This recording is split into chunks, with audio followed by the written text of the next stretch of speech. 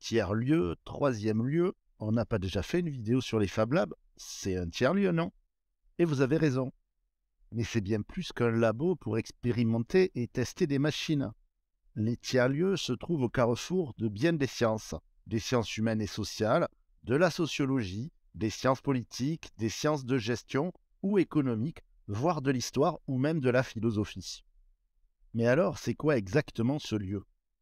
Commençons par essayer de lui donner une définition. On peut trouver sur Internet la définition suivante.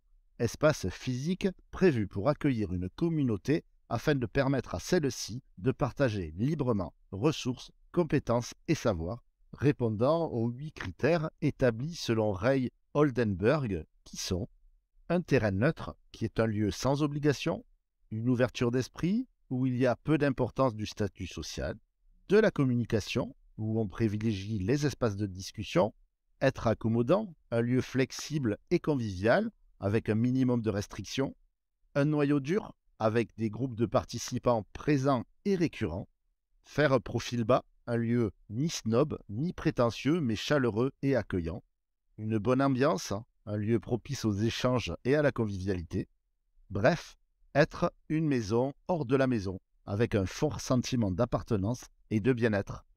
Mais qui est ce monsieur Oldenburg? Ray Oldenburg est un sociologue urbain américain. Il invente le terme tiers-lieu dans les années 1989 avec le livre Celebrating the Third Place. Il s'agit pour lui d'un troisième lieu, d'un intermédiaire entre l'espace de l'intime du domicile et celui de l'entreprise, à l'image du café français. Ce n'est pas une blague, c'est vraiment dans son livre. En français, on a choisi de le traduire par tiers-lieu au lieu de troisième lieu. Mais à quoi ressemble ce lieu? L'apparition des tiers-lieux est un phénomène de société assez récent en France. C'est aux abords des années 2000 que le tiers-lieu a fait ses premiers pas chez nous.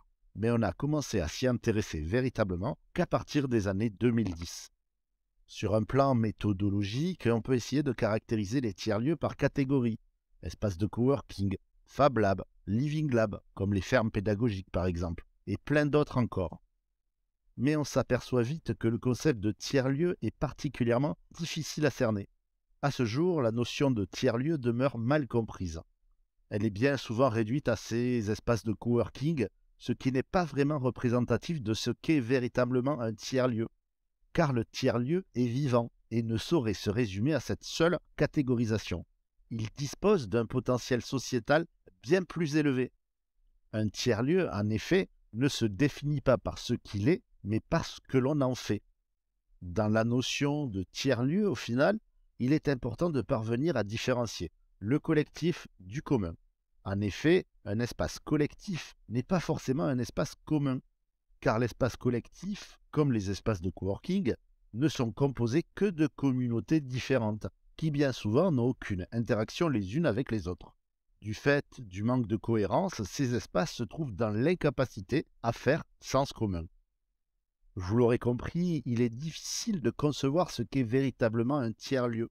C'est surtout une volonté de travailler autrement avec d'autres personnes, d'autres milieux. C'est un cadre autant adapté à la vie professionnelle qu'à d'autres activités. On y vient pour entreprendre, pour apprendre, pour vivre ses passions, rencontrer, développer ses idées. En fait, on y vient principalement pour partager un projet commun. Au final, il avait raison, Ray Oldenburg. Le véritable tiers-lieu, c'est le café du coin où tout le monde se retrouve pour partager un petit café et un croissant.